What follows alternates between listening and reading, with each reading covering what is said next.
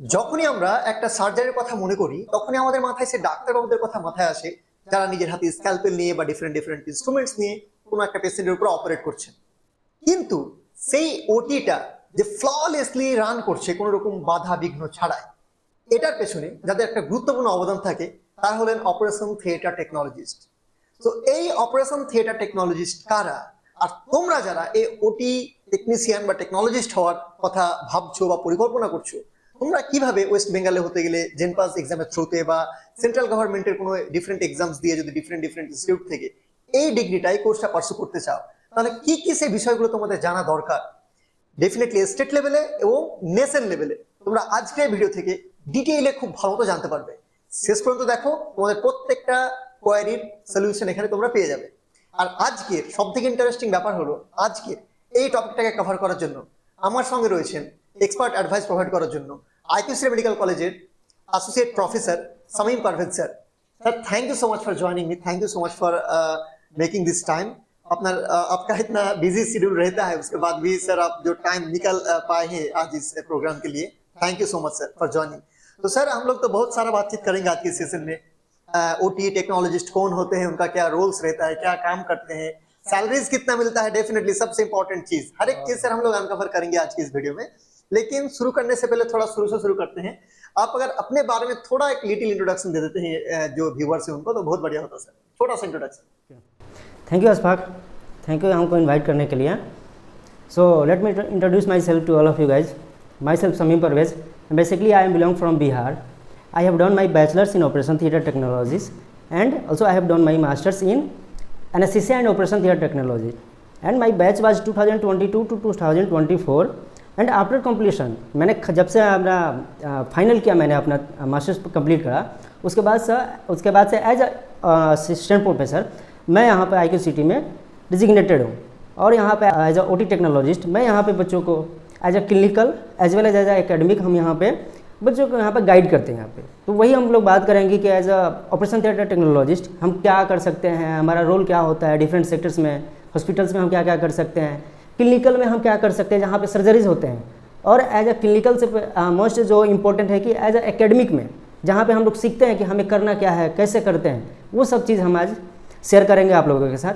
तो thank you once again and thank you Ashfaq sir जो हमको आपने इन्वाइट किया, हमको चांस दिया जहाँ पे मैं अपने थॉट आपके स्टूडेंट के सामने, आपके मोस्ट एकेडमिक प्लेटफॉर्म है विच इज़ परस्यू, जहाँ पे बच्चे वगैरह, जहाँ पे नीट वगैरह एक्सपीरियंस एज वेल जहाँ पे बच्चे वगैरह पढ़ाई करते हैं। So thank you. Yes sir. तो सर पहले जान लेते हैं कि बहुत सारे स्टूडेंट्स हो सकते हैं कि BSc OTT भी पहली बार सुन रहे हैं, या अगर जानते भी हैं सुना भी है लेकिन उतना अच्छी तरीके से नहीं पता कि BSc OTT है क्या, स्पेशली इनके सब वेस्ट बंगाल एंड वेस्ट बंगाल के बाहर भी BSc OTT का मतलब क्या डिग्री है, क्या इसका क्या कितने दिन का डिग्री है, थोड़ा इसके बारे में बेसिक इंट्रोडक्शन। तो BSc चलिए इस पर BSc जो होते हैं as a undergraduate course है, ये एक तरह का स्पेशलाइजेशन ये कोर्स होता है एज अ हेल्थ केयर में। It's belongs from allied health science, जिसमें कि अब अलाइड हेल्थ साइंस में ऑपरेशन थिएटर टेक्नोलॉजीज का एक कोर्स है, 3 साल के होते हैं, जो हमारे वेस्ट बंगाल हेल्थ यूनिवर्सिटी है जो वो ऑफर करते हैं BSc, जिसमें कि 3 साल एकेडमिक प्लस 1 ईयर जो होते हैं उनमें इंटर्नशिप पीरियड होते हैं। टोटल जो पीरियड होते हैं यहाँ पे 4 ईयर का हो जाता है undergraduate course as a operation theatre technology. लेकिन आप देखिएगा कि आउट ऑफ स्टेट बंगाल के आगे कोई स्टेट, बाहर स्टेट जो है वहाँ पे देखिएगा, तो वहाँ पे आप लोगों को मिलेगा ये ऑफर कोर्स जो होगा, वो कोई यूनिवर्सिटी है वो ऑफर क्या करेगा, वो करता है anaesthesia and operation theatre technologist. क्योंकि अगर आप देखिएगा एनेस्थीसिया कहीं कहीं कोई यूनिवर्सिटी है जो एनेस्थीसिया टेक्नोलॉजिस्ट के लिए 3 साल कोर्स करने होते हैं वो, as well as operation theatre technologist का 3 साल का कोर्स है, ये अलग अलग सेपरेट कोर्स हो जाता है। लेकिन कहीं कहीं होता है, जैसे कि मैंने बैचलर जो करा था BSc वो करा था आफ्टर 12th के बाद मैंने स्टार्ट करा, तो 12th के बाद मैंने BSc OT में करा, जो 3 साल प्लस जो हमारा इंटर्नशिप पीरियड था वो था। लेकिन कहीं और मैंने मास्टर जो करा सेम रेगुलर वही यूनिवर्सिटी से, जो मुझे वो ऑफर किया anaesthesia and operation theatre technologies. तो अगर हम BSc OT टेक्नोलॉजीज का अगर हम कोई डिग्री वगैरह अगर लेते हैं तो हम एलिजिबल होंगे as a anaesthesia technologist as well as a operation theatre technologist. तो ये हमारे लिए बेनिफिशियल होता है एज अ OT टेक्नोलॉजिस्ट में। समझिए वेस्ट बंगाल में मेनली जो ऑफर किया जा रहा है that is BSc in OTT, वो एनेस्थीसिया के साथ मर्ज करके जो है वेस्ट बंगाल WBHS के अंदर तो नहीं होता है, नहीं होता। बाहर के स्टेट्स में हो रहे हैं आप बोल रहे हैं। ओके सर, आपका डिग्री मेनली कहाँ से कंप्लीट हुआ था, which college and which state? मैंने जो अपने BSc जो OT करा था वो मैंने SGT यूनिवर्सिटी ओके। जो लोकेटेड है हमारे दिल्ली एनसीआर में। अच्छा। वहाँ से मैंने बीएससी करा था। मेरा बैच जो था 2019 टू 2022 जो बीएससी का था। उसके बाद मैंने रेगुलर कोई मैंने जॉब वगैरह नहीं करा, कोई गैप वगैरह नहीं रखा। मैंने रेगुलर पढ़ाई करना लगा कि अच्छा ऐसे कि हम पढ़ सकते हैं थोड़ा सा, तो मैं जाके फिर से इनरोल करा मास्टर्स में। मास्टर्स मेरा 2022 टू 2024 मेरा कोर्स ड्यूरेशन जो था, और वो मैंने जो चीज़ करा anaesthesia and operation theatre technologist में करा। Okay okay, got it sir, ठीक है। तो specially West Bengal health university के अंदर जो आता है, मतलब जो हम लोगों के जेन पास देने के थ्रू जो बच्चे जाएंगे WBHS के अंदर जो एडमिशन लेंगे, तो यहाँ इस कोर्स के अंदर BSc OTT कोर्स के अंदर मेनली सब्जेक्ट्स एंड इसका करिकुलम कैसा रहता है, क्या क्या सब्जेक्ट्स रहता है, क्या पढ़ेगा बच्चा जाके इस कोर्स में मेनली? बेसिकली अगर देखा जाए तो यहाँ पे जो बच्चे हैं जो जेन पास के थ्रू आते हैं, तो उनके लिए पहले 12th तो HS जो होता है कंपलसरी होता है।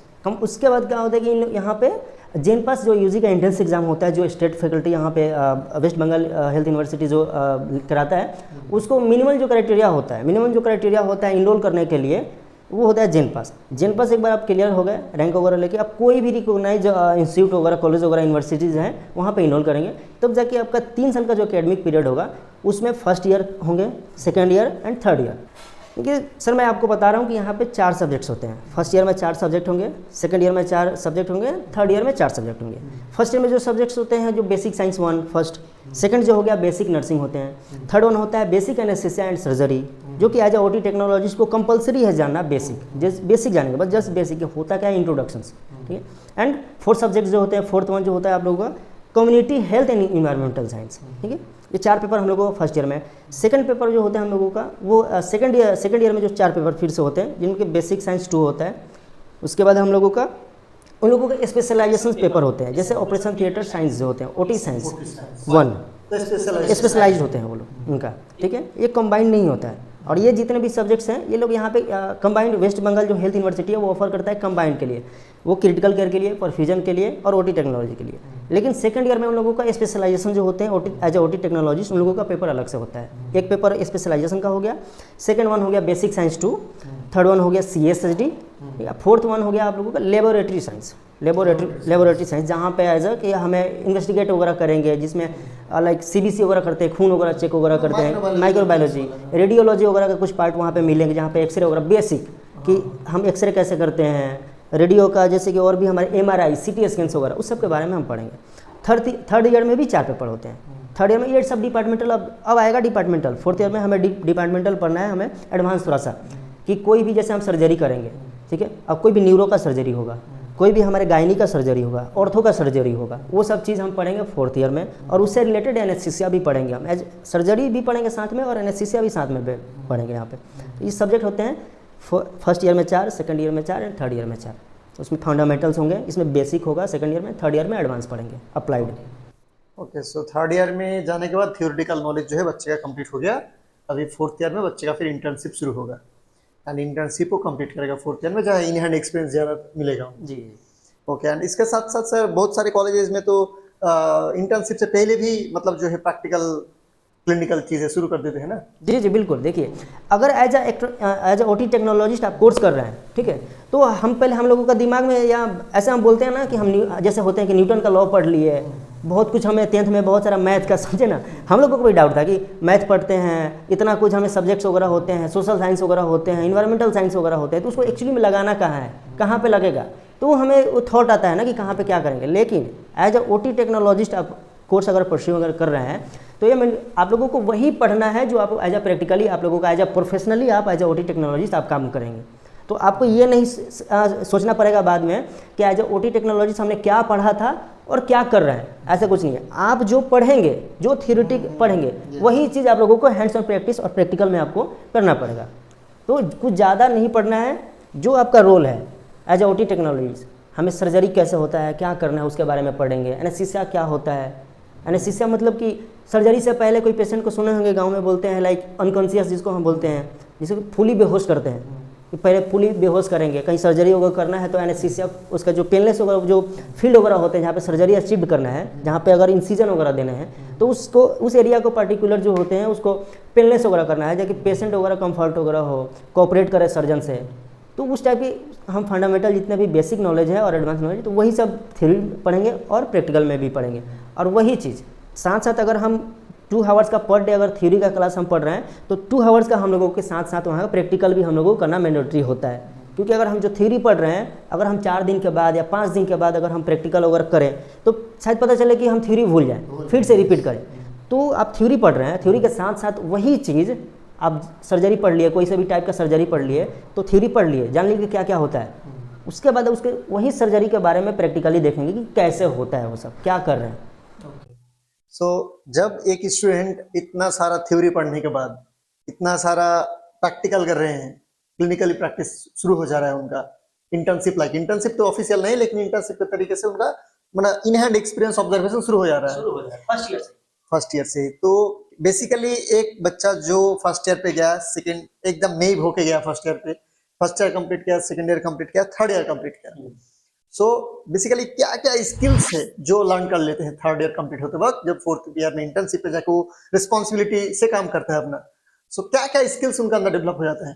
अगर देखिए तो स्किल्स जो है डेवलपमेंट, सबसे पहले तो उन लोगों को क्लियर हो जाएगा, ये नहीं सोचना पड़ेगा कि इंटर्नशिप में शुरू से नहीं स्टार्ट करना पड़ेगा 1 साल के अंदर। इसलिए जो बेनिफिशियल्स वगैरह होते हैं कि फर्स्ट ईयर से ही उन लोगों को एज अ क्लिनिकल पोस्टिंग देना होता है। बेसिकली मुझे भी मिला था, हमारे कॉलेज जो भी थे, हमारे रोस्टर वगैरह रेडी होते थे, तो थ्योरी भी स्टार्ट होते थे, प्रैक्टिकल उसके साथ साथ पर डे के हिसाब से चलते थे वहाँ पे। अगर हमने 2 घंटे का थ्योरी पढ़ा तो प्रैक्टिकल भी 2 घंटे का करते थे। तो हम लोगों का एक कंसेप्ट क्लियर होता था वहाँ पे। धीरे धीरे अचानक से नहीं पता चलेगा कि एक्चुअली में क्या करना है। कभी पोस्टिंग में आप जाएंगे तो कभी सर्जरी हो रहे हैं, कभी सर्जरी हुआ नहीं, अभी स्टार्ट ही नहीं हुआ है, कभी सर्जरी खत्म हो गया तब आप जा रहे हैं। तो ये सब क्लियर नहीं हो पाते हैं कि एक्चुअली में हमें क्या करना है।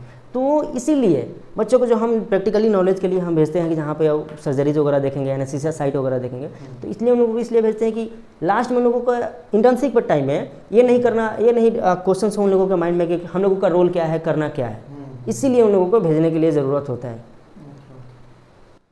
ओके सर, तो ठीक है, स्किल्स वगैरह बच्चे के अंदर आ गया, वो लगभग ओटी किस तरीके से मैनेज करते हैं, डॉक्टर्स के असिस्ट किस तरीके से करते हैं, एंड अगर सिचुएशंस कुछ इधर उधर हुआ ओटी के अंदर तो किस तरीके से मैनेज करेगा, इसके बारे में तो थोड़ा बहुत आइडिया उनके पास आ ही गया 3-4 साल पूरा कंप्लीट करते वक्त। इसके बाद जब 4 साल पूरा उनका इंटर्नशिप कंप्लीट हो जा रहा है, तब एक स्टूडेंट जब एकदम कंप्लीट एक ओटी टेक्नोलॉजिस्ट बन गया, तो तब जाकर उनके पास कैरियर पथ में कैरियर अपॉर्चुनिटी या जॉब रोल किस तरीके से होता है, क्या क्या जॉब उन लोगों को मिलता है, एंड कैसा कैरियर है, फ्यूचर क्या कर सकता है वो। अगर बीएससी कंप्लीट हुआ तो फर्दर क्या क्या ऑप्शन है, एंड अगर जॉब में ही जा रहा है तो जॉब में किस किस रोल पे उनको जॉब मिल सकता है, इसके ऊपर थोड़ा बताइए ताकि इस चीज़ को, इस बात को मैं अच्छे से डिटेल्स में क्लियर करना चाहता हूँ। क्योंकि मैं जब 12th करने के बाद, बेसिकली 12th के बाद जब मैं गया तो मुझे भी बहुत सारे डाउट्स, बेसिकली सबसे ज़्यादा डाउट तो यही था कि हम जो चूज़ कर रहे हैं कोर्स, तो पता नहीं आगे होगा क्या, हम कुछ पैसे वगैरह कमा पाएंगे कि नहीं, क्या हम लोगों को एक्चुअली में काम क्या होगा,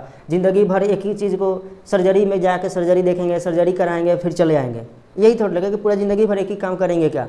ठीक है, तो ऐसा नहीं है बिल्कुल। ये एक जो मीथ है एक तरह का, वो क्लियर मैं करना चाहता हूँ बच्चों को, जो कि मेरे साथ भी था। तो मैं क्या सीखा, मैं क्या जाना, वही चीज़ मैं बताऊँगा based on my knowledge and experience. ठीक है, कि एज आप बीएससी ओटी कर रहे हैं, तो एज अ बीएससी ओटी करने के बाद आप एप्लीकेबल, आप एलिजिबल होंगे एज अ एनेस्थीसिया टेक्नोलॉजिस्ट के लिए, as well as operation theatre technologist के लिए। अब एनेस्थीसिया टेक्नोलॉजिस्ट में कि जहाँ पे हम कोई सर्जरी से पहले एनेस्थीसिया टेक्निक यूज कर रहे हैं, जहाँ पे पेशेंट को बेहोश कर रहे हैं, तो बहुत सारे टाइप्स के एनेस्थीसिया होते हैं। तो एज अ ओटी टेक्नोलॉजिस्ट आप स्पेशल जो वैकेंसीज जो निकलते हैं अलग से एज अ एनेस्थीसिया टेक्नोलॉजिस्ट के लिए निकलते हैं। और अगर आप सर्जरी आपको अच्छा लगता है कि नहीं, हम सर्जरी वगैरह में हम अच्छे हैं, हम जहाँ पे इंसीजन वगैरह देते हैं, आपको खून खराबा अच्छा लगता हो, हैं, जैसे मेरा भी यही था कि मेरा जो मोटिव था, हम जब बीएससी इनरोल करने गए थे तो कि हमको सर्जरी अच्छा लगता था बेसिकली हमको, तो हम गए थे उसके लिए, ये मोटिव था। लेकिन बाद में जाने के बाद पता चला कि ऐसा नहीं है, हम तो बहुत कुछ इसमें कर सकते हैं। बहुत सारे operation theatre as operation theatre technologies हम लोगों को बहुत जगह पे एज अ क्रिटिकल रोल होता है, इंपॉर्टेंट रोल होता है एज ओटी टेक्नोलॉजीज का। हम बीएससी ओटी करने के बाद एज एनेस्थीसिया टेक्नोलॉजिस्ट बन सकते हैं। एज ऑपरेशन थिएटर टेक्नोलॉजिस्ट में स्पेशलाइजेशन हो सकता है। सर्जरी से देखा जाए तो आप न्यूरो सर्जरी का operation theatre technologist as a neurosurgery में आप एलिजिबल हो जाएंगे। गायनी ओटी के लिए, जनरल ओटी के लिए, ऑर्थो ओटी के लिए डिफरेंट ओटी के लिए भी स्पेशलाइजेशन स्पेशलाइजेशन किया जा सकता है यहाँ पे। अच्छा। उसके लिए अलग अलग से वैकेंसीज होते हैं। और एक चीज़ होते हैं ओटी टेक्नोलॉजीज के बाद एज अ CSSD टेक्नोलॉजिस्ट। अब CSSD टेक्नोलॉजी जहाँ पे जिसको हम सेंट्रल स्टरलाइज सप्लाई डिपार्टमेंट जहाँ पे बोलते हैं, जहाँ पे श्योरिंग वगैरह होता है कि कोई भी इन्फेक्शन वगैरह ओटी में ना हो, या इनसाइड द ओटी या आउटसाइड द ओटी वगैरह के लिए, या कोई भी डिपार्टमेंट IC वगैरह हो गया, जनरल वार्ड वगैरह हो गया, तो एज अ ओटी टेक्नोलॉजिस्ट वहाँ पे एलिजिबल होते हैं CSSD technologist, anaesthesia technologist, CSSD technologist. और स्पेशलाइजेशन एक तो होता है सर्जरी में, जो मैंने बताया था कि न्यूरो वगैरह, गायनी वगैरह सर्जरी, ये सब चीज़ में। और एक चीज़ होता है जिसको हम बोलते हैं Nora, non operative room anaesthesia. अच्छा। समझे? एक तो इनसाइड द ओटी हम एनेस्थीसिया यूज़ कर रहे हैं सर्जरी के लिए, लेकिन और सारे जो एनेस्थीसिया है वो वैरायटी ऑफ जो हमारे हॉस्पिटल के सेक्टर्स हैं वहाँ पे हम यूज़ करते हैं एनेस्थेटिक टेक्निक्स को।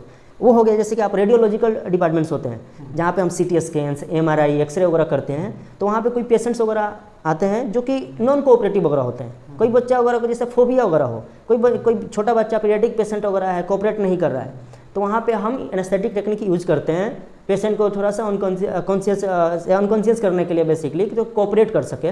जैसे MRI करेंगे हम, तो कोई पेशेंट को फोबिया है, MRI मशीन से फोबिया है, समझ रहे ना, मशीन होते हैं जहाँ पे होलो ऑर्गन्स वगैरह टेक्निक से है जिनका फोबिया है उनके लिए भी एनेस्थीसिया, तो जिसको हम नोरा हम बोलते हैं, नॉन ऑपरेटिव रूम एनेस्थीसिया, जहाँ पे सर्जरी ऑपरेट नहीं हो रहा है लेकिन एनेस्थीसिया यूज कर रहे हैं, जैसे रेडियोलॉजिकल प्रोसीजर है, तो वहाँ पे स्पेशलाइजेशन उनका हो सकता है, non operative room anaesthesia technologist. तो बहुत सारे यहाँ पे रोल वगैरह प्ले कर सकते हैं बहुत सारे सेक्टर्स वगैरह में हॉस्पिटल में, जैसे कि operation theatre inside the OT नहीं, आउटसाइड द ओटी भी हम लोगों का एज ओटी टेक्नोलॉजी करने के बाद हम कर सकते हैं। वहाँ पे ICU वगैरह हो गया, इमरजेंसी वार्ड वगैरह हो गया, as well as BSc OT करने के बाद वो सब तो आप एलिजिबल हैं ही, प्लस EMT जिसको हम बोलते हैं इमरजेंसी मेडिकल टेक्नोलॉजीज, जहाँ पे देखेंगे कि एम्बुलेटरी वगैरह सर्विस वगैरह देना वगैरह होता है। कोई पेशेंट जैसे कि आप वेस्ट बंगाल हॉस्पिटल्स वगैरह हैं, वहाँ से किसी पेशेंट को ट्रांसफ़र करना है दिल्ली एम्स में, तो दिल्ली एम्स में जो एम्बुलेंस के थ्रू हम ट्रांसफ़र कर रहे हैं पेशेंट पे, तो वही एम्बुलेंस पे जो टेक्नोलॉजिस्ट रहते हैं उसके लिए भी OT टेक्नोलॉजिस्ट एलिजिबल है। क्योंकि हमारे बहुत सारे दोस्त हैं, हमारे बहुत सारे फ्रेंड्स वगैरह थे, हमारे क्लासमेट्स वगैरह थे, वो लोग अभी दिल्ली एम्स में जॉब कर रहे हैं, सेंट्रल गवर्नमेंट दिल्ली एम्स में जॉब कर रहे हैं as a EMT, emergency medical technologist, ambulance पे as a OT technologist, inside the OT, outside the OT। अच्छा, तो एक चीज़ जो आपने बताया मुझे जो अभी लगा कि डिफरेंट आपने रोल बताया कि वहाँ वो टेक्नोलॉजिस्ट स्पेशलाइजेशन कर सकते हैं, तो ये हर कैटेगरी MSc करने से होता है जरूरी नहीं। हाँ, एक चीज़ मैं बताऊँ, BSc जो है, BSc के लिए ये सब जितने भी बताया मैंने क्लिनिकल रोल बता दिया हॉस्पिटल में। BSc करने के बाद आपका जो एकेडमिक रोल में क्या हो सकता है, कोई इंस्टीट्यूट वगैरह में गए आप क्या कर सकते हैं। जैसे मैं मास्टर करने के बाद यहाँ पे आया तो मैं बच्चों को गाइड करता हूँ, मैं उनको पढ़ाता हूँ, तो एज अ BSc करने के बाद आप क्या कर सकते हैं एकेडमिक में। क्लिनिकल में क्या क्या हो सकते हैं मैंने बताया, अब एकेडमिक में एज अ ट्यूटर हो सकते हैं आप, एज अ क्लिनिकल डेमोस्ट्रेटर वगैरह हो गए। जैसे कि कोई न्यूली स्टूडेंट्स आ रहे हैं, जैसे ये लोग बच्चे आपके जैसे UG के जैसे जेन पास के बाद जाएंगे एडमिशन लेंगे UG के लिए, तो उनको डेमोस्ट्रेट करने के लिए, क्लिनिकल उनको एक्सप्लोरेशन वगैरह देने के लिए, उनको गाइड करने के लिए, OT इन्वायरमेंट के बारे में बताने के लिए, हर इंस्ट्रूमेंट्स इक्विपमेंट्स के बारे में पढ़ाने के लिए। तो एज अ UG आप अगर कोर्स BSc OT करने के बाद एकेडमी में जाते हैं तो आप ट्यूटर हो सकते हैं, जहाँ पे आपको बच्चों, जहाँ पे कोई आपके UG कोर्स के लिए न्यूली स्टूडेंट इनरोल करेंगे उनको आप पढ़ा सकते हैं, ट्यूटर आपका डिजिग्नेशन हो सकता है। BSc के बाद ही एज अ क्लिनिकल डेमोस्ट्रेटर हो सकते हैं एकेडमिक में। ओके, सो मेनली MSc करके भी हो सकता है, एंड आपका क्लिनिकल रोल पे भी डिफरेंट जॉब मिल सकता है। इसके साथ साथ बच्चे का जो आपका एकेडमिक रोल है as an professor, as an assistant professor, as an demonstrator, different role उनको मिल सकता है। वो BSc के बाद मिल सकता है। अगर प्रोफेसर लेवल का अगर आपको जॉब करना है तो आपको मैंडेटरी होता है PG। बेसिक जो आप लोगों का असिस्टेंट प्रोफेसर जो स्टार्ट होते हैं, प्रोफेसर लेवल का असिस्टेंट प्रोफेसर डिजिग्नेशन एकेडमिक में, उसके लिए मिनिमम क्वालिफिकेशन जो चाहिए वो चाहिए आपको पोस्ट ग्रेजुएट, मास्टर कंपलसरी है। अदरवाइज आप BSc के साथ आप एकेडमिक में क्लिनिकल डेमोस्ट्रेटर और ट्यूटर हो सकते हैं। ओके, एंड ये बंदा मतलब जो अभी OT करके निकल रहा है, इनका कोई मैनेजमेंट पे कोई रोल है, MBA वगैरह कुछ किया जा सकता है, ऐसा कुछ है क्या? बिल्कुल, अगर हम बात कर सकते हैं कि हम क्या क्या कर सकते हैं, तो हमने क्लिनिकल क्या किया, एकेडमिक क्या किया, और अगर आपको लग रहा है कि हाँ UG के बाद हमें PG करना है, तो आप PG कर सकते हैं anaesthesia and operation theatre technologist में जो आपका स्पेशलाइजेशन होगा बीएससी के अंदर, बीएससी आपका ओटीटी हो गया, आपका मास्टर हो जाएगा OTT, master in operation theatre technology, ये हो गया आपका स्पेशलाइजेशन। इसके साथ साथ आप अगर इनरोल करना चाहते हो तो आप किसके लिए हो सकते हैं, आप हॉस्पिटल एडमिनिस्ट्रेशन वगैरह में काम कर सकते हैं, उसके लिए इनरोल कर सकते हैं, जैसे कि एमएचए वगैरह, एमबीए वगैरह कर सकते हैं आप, मास्टर इन बिजनेस एडमिनिस्ट्रेशन वगैरह में, जहाँ पे एज ए लीडरशिप वगैरह, मैनेजमेंट लीडरशिप वगैरह में आप एलिजिबल हो जाएंगे। ओके, तो जॉब तो सर मिल गया बच्चे को, पढ़ाई किया, पढ़ाई वगैरह हो गया, जॉब भी मिल गया। अभी सबसे इम्पोर्टेंट जो चीज़ है सैलरी, लेकिन सैलरी से मतलब सैलरी के ऊपर डिस्कस करने से पहले मैं और एक चीज़ जानना चाहूँगा आपसे, दैट इज़ कि जो स्टूडेंट अभी जॉब मिल रहा है उनको, तो गवर्नमेंट सेक्टर में, प्राइवेट सेक्टर में, प्राइवेट हॉस्पिटल्स या कॉर्पोरेट्स में, या फिर आपका अब्रोड में, क्या क्या पॉसिबिलिटीज है जॉब मिलने का? हाँ, एक चीज़ मैं बता रहा हूँ कि जॉब के लेके अगर आप कोई सा भी अगर हेल्थ प्रोफेशनल अगर कोर्स कर रहे हैं तो जॉब के लिए तो बिल्कुल सोचना ही नहीं है। अगर आपके पास नॉलेज है, स्किल है, दो ही चीज़ चाहिए। एज ए टेक्नोलॉजिस्ट कोई सा भी आप टेक्नोलॉजिस्ट कोर्स कर रहे हैं, ठीक है, तो आपको दो चीज़ चाहिए, स्किल्स, नॉलेज, दो ही चाहिए आपको। आपको जॉब का टेंशन बिल्कुल नहीं है कि जॉब मिलेगा या नहीं मिलेगा। अब जॉब हम कहाँ कहाँ कर सकते हैं, जॉब हम लोगों का जो जैसे स्टेट वगैरह जितने भी गवर्नमेंट जो स्टेट गवर्नमेंट वगैरह होते हैं, जैसे वन ऑफ माय फ्रेंड जो शुभजीत मंडल जिनका नाम है, जो रामपुर हाट से हैं, तो वो हेल्थ जो यूनिवर्सिटी है जिन पास के थ्रू वो बीएससी करे थे, उसके बाद एमएससी करा, एमएससी करने के बाद वो अभी स्टेट जो आप लोग जो वेस्ट बंगाल स्टेट जो हॉस्पिटल है, स्टेट हॉस्पिटल, सेंट्रल गवर्नमेंट का नहीं है, स्टेट गवर्नमेंट का हॉस्पिटल है, वहाँ पे एज अ ओटी सर्जरी में एज अ सर्जिकल टेक्नोलॉजिस्ट, वहाँ पे उनके पास भी डिग्री था बीएससी ओटी, एमएससी ओटी, लेकिन एमएससी के बाद वो एकेडमिक चूज नहीं किए। वो आपके ऊपर डिपेंड करता है कि आप किस में क्या ले रहे हैं, एकेडमिक ले रहे हैं, क्लिनिकल ले रहे हैं। तो वो जो हमारे फ्रेंड हैं, वो उनको अच्छा लगा कि वो क्लिनिकल उनको अच्छा लगा, सर्जरीज वगैरह अच्छे लगा, एनेस्थीसिया भी अच्छा लगा, लेकिन वो ज़्यादा अच्छा कर सके वो सर्जरी में। तो वो अभी जो स्टेट जो गवर्नमेंट का हॉस्पिटल है रामपुर हाट में, जो कि मेडिकल कॉलेज रामपुर हाट में जो गवर्नमेंट हॉस्पिटल है, वहाँ पे as a OT technology surgery में वो वहाँ पे अभी जॉब कर रहे हैं। और उसके बाद गवर्नमेंट तो हो गया स्टेट गवर्नमेंट का, जैसे जितने वेस्ट बंगाल में उनकी जो वैकेंसीज जब आएंगे तो वहाँ पे वो बस एक पेपर निकालना है। पेपर जो होते हैं वो आप अगर ओटी टेक्नोलॉजीज़ का जो 4 साल का एकेडमिक जो पीरियड होता है, 3 साल का, वो अच्छे से पढ़ लिए तो कोई सा भी एग्ज़ाम के बारे में सोचना नहीं है। कोई सा भी एग्ज़ाम के बारे में ये नहीं डाउट होगा कि अलग से तैयारी क्या करना है, क्या पढ़ना है, कुछ नहीं। जो आपका स्किल्स नॉलेज होंगे, जो आप थ्योरी में पढ़ रखे होंगे 3 साल में, वही सब चीज़ आपको मिलेगा जितने भी इंटेंसिव एग्ज़ाम होते हैं। तो स्टेट का हो गया, आप स्टेट में जो हॉस्पिटल्स हैं वहाँ पे स्टेट मेडिकल फैकल्टी जितने भी हॉस्पिटल्स वगैरह हैं वहाँ पे कर सकते हैं।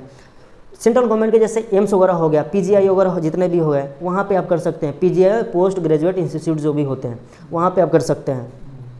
सेंट्रल गवर्नमेंट हो गया, स्टेट गवर्नमेंट वगैरह हो गया। प्राइवेट सेक्टर देखा जाए, कॉर्पोरेट सेक्टर, तो जहाँ पे हाईली जो यहाँ पे वैकेंसीज वगैरह जहाँ पे होते हैं, जो कि ये लोग निकालते हैं एज एनेस्थीसिया टेक्नोलॉजिस्ट के लिए, एज ऑपरेशन थिएटर टेक्नोलॉजिस्ट के लिए, एज सीएसडी टेक्नोलॉजिस्ट के लिए, तो वो लोग जैसे मैक्स हॉस्पिटल हो गया, फोर्टिज हॉस्पिटल वगैरह हो गए, कॉर्पोरेट जैसे टाटा मेमोरियल हॉस्पिटल्स वगैरह हो गए, तो वहाँ पे ये 3-4 जगह है जो कि हम एज ओटी, जैसे कोई नर्सिंग वगैरह होम में, वहाँ पे भी हम जॉब वगैरह के लिए एज ओटी टेक्नोलॉजिस्ट हम कर सकते हैं। तो स्टेट हो गया, सेंट्रल गवर्नमेंट हो गया, स्टेट गवर्नमेंट हो गया, कॉर्पोरेट सेक्टर्स हो गए, वहाँ पे हम जॉब वगैरह कर सकते हो।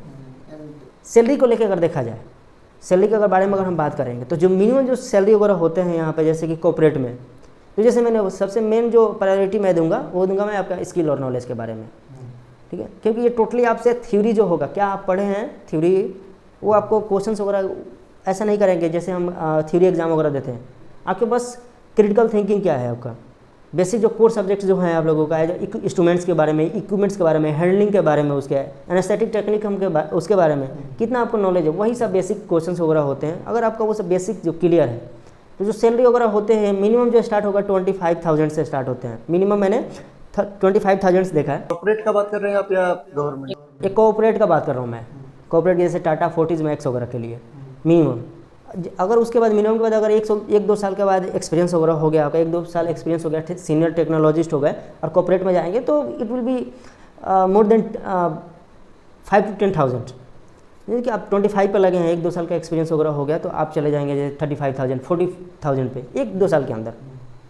ओटी टेक्नोलॉजिस्ट अगर बेसिक फ्रेशर जो होते हैं वो होते हैं ग्रुप सी के। तो ग्रुप सी का जो मिनिमम जो अभी लेवल जो चल रहा है गवर्नमेंट सेंट्रल का बात कर रहे हैं, गवर्नमेंट का, state government, government. State government का, वो चल रहा है लेवल 7 का पे, लेवल पे जो हो रहा है लेवल 7 का ग्रेड पे जो मिल रहा है वो 4 मिल रहा है, जो कि आपको इन हैंड जो आपको सैलरी होता है लेवल 4 का वो हो जाएगा आपका 40 to 50, बिटवीन 40 to 50 आप लोगों का मिनिमम पे होता है 40 to 50,000 इन हैंड, जिसमें पीएफ वगैरह कट के एचआरए वगैरह जो भी वगैरह वो सब उन लोगों का डिडक्ट होने के बाद आपको इन हैंड 40 to 50 के बीच में आपके हाथ में आएगा गवर्नमेंट में, ये स्टेट गवर्नमेंट में। और सेंट्रल गवर्नमेंट में जो है वो मिलेगा आपको लेवल 7 का, ग्रेड लेवल पे लेवल जो होगा 7 का, ग्रेड पे होगा वो 7, जो कि आपको इन हैंड जो होगा एज अ फ्रेशर 60 to 70 के बीच में आएंगे सेंट्रल गवर्नमेंट में। सेंट्रल गवर्नमेंट जैसे एम्स वगैरह में, अगर एम्स वगैरह, पीजीआई वगैरह हो गया, ईएसआई वगैरह कोई कोई होते हैं जहाँ पे, तो वो सब सेंट्रल गवर्नमेंट में ये सब पे करते हैं लेवल 7 का।